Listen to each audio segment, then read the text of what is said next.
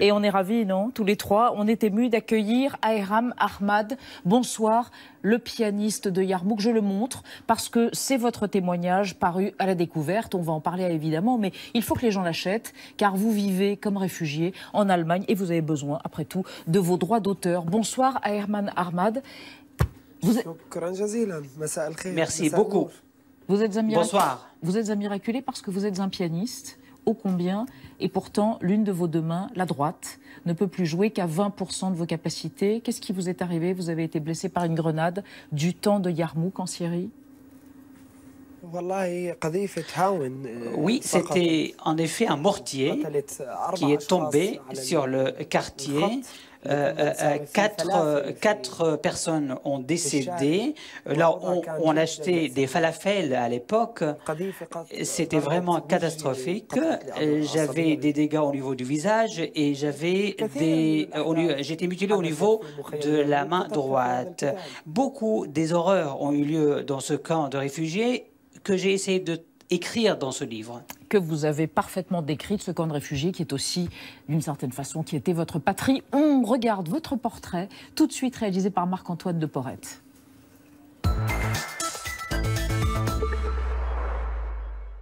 En tapant votre nom sur Internet, on découvre ayramahmad.com. Votre site web sur lequel on est accueilli par cette vidéo. Vous derrière votre piano au milieu des ruines de Yarmouk en Syrie.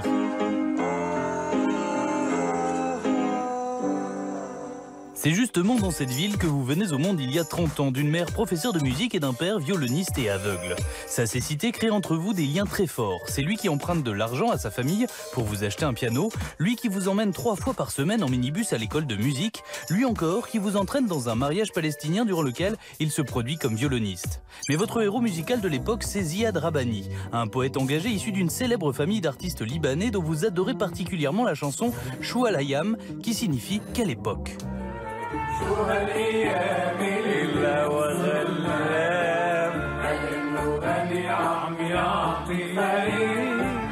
Subjugué par son mélange entre musique populaire arabe et pop jazz, vous vous lancez et adaptez le poème d'un ami. Vous étudiez ensuite la musique à l'université pour enseigner, mais en 2011, la guerre éclate. Vous décidez alors de transporter votre piano sur un chariot pour jouer au milieu des rues bombardées de Yarmouk. Les images font le tour du monde, parfois votre père vous accompagne avec son violon, jusqu'au jour où un prédicateur de Daesh asperge d'essence l'instrument et le brûle. Quelque temps plus tard, vous vous réfugiez en Allemagne, où vous vivez aujourd'hui avec votre femme et vos 2 fils. Je me sens bien, ça me donne de l'énergie, car les gens en Syrie ont besoin d'une voix, et ils n'ont pas cette voix en Europe.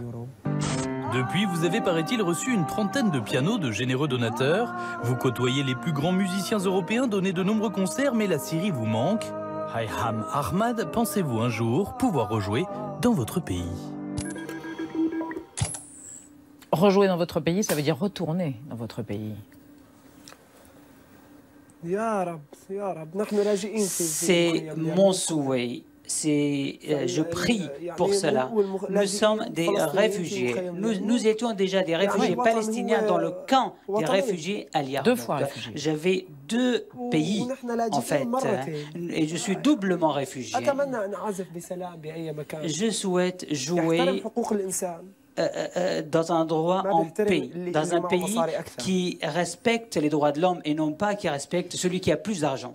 Qu'est-ce qui s'est passé le 28 janvier 2014, alors que ça bombardait dans tous les coins et que vous avez mis un piano sur des roulettes et que vous êtes sorti dans la rue au milieu des ruines? Dans quel état d'esprit étiez-vous pour faire ce geste plus grand que vous, d'une certaine manière? Un état d'esprit de défi, de colère, de désespoir ou de confiance et de volonté de réenchanter ce quotidien atroce?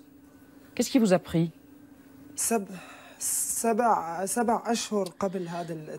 mois avant cette date, je vendais du falafel dans la rue.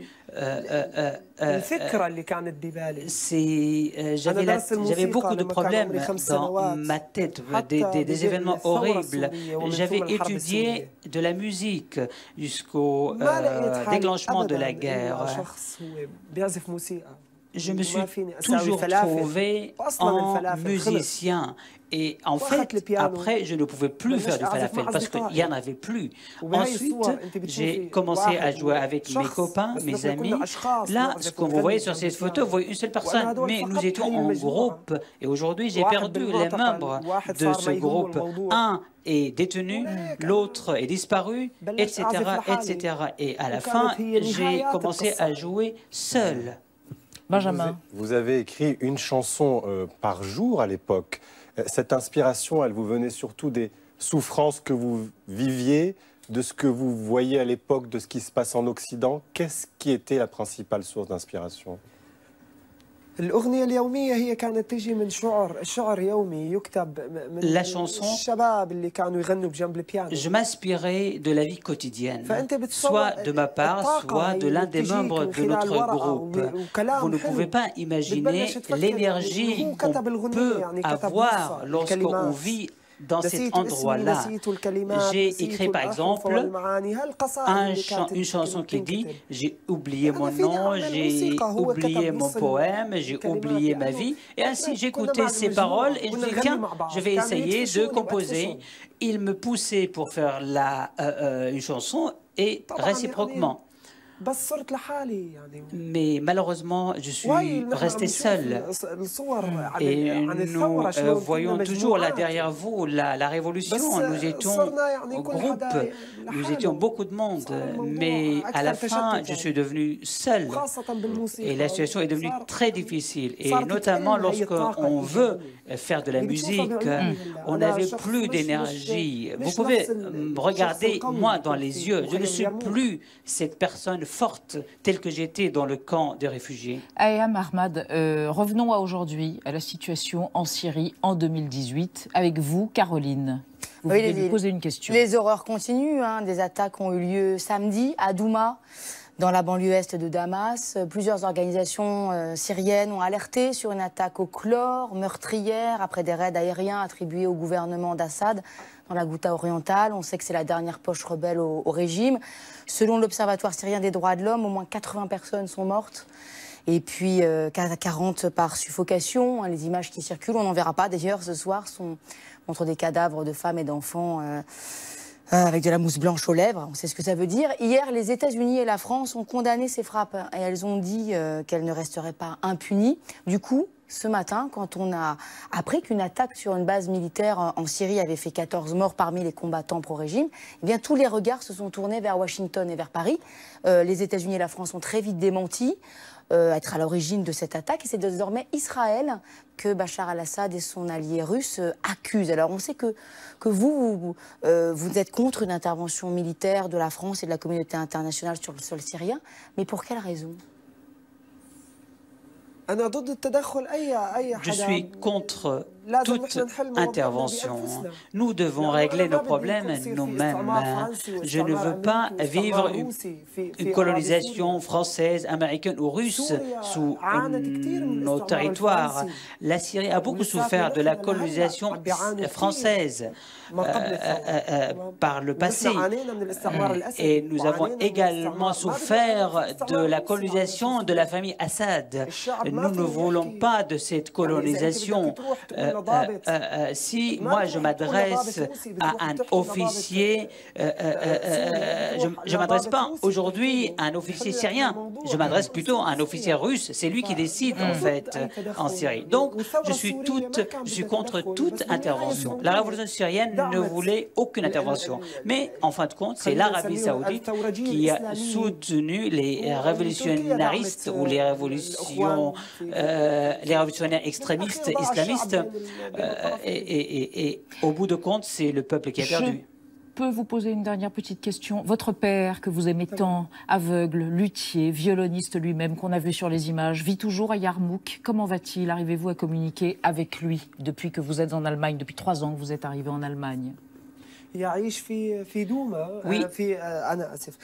Pardon, il vit dans le village de Yalda, qui est à proximité du camp Yarmouk, car Daesh a fermé le checkpoint ou le passage. Daesh et l'armée syrienne libre ont fermé le checkpoint ou le passage vers ce village, Yalda. Nous avons 5000 personnes encerclées par le régime et par les autres groupes. Je suis en contact quotidiennement avec mes parents. Mon frère est détenu depuis 5 ans. Mon ami qui a diffusé cette fameuse photo, il est disparu aujourd'hui. J'ai beaucoup d'amis en détention. Je n'ai aucune nouvelle. La situation en général est très difficile. Lorsque on regarde ce qui se passe, on n'a pas d'espoir en fait. Nous écoutons, tout le monde condamne. L'ONU condamne, mais la condamnation ne nous mène à rien. Merci Ayman Ahmad d'être venu sur le plateau de 28 minutes. Le pianiste de Yarmouk, derrière une image, chair et âme, et un témoignage aux éditions de La Découverte. Merci encore.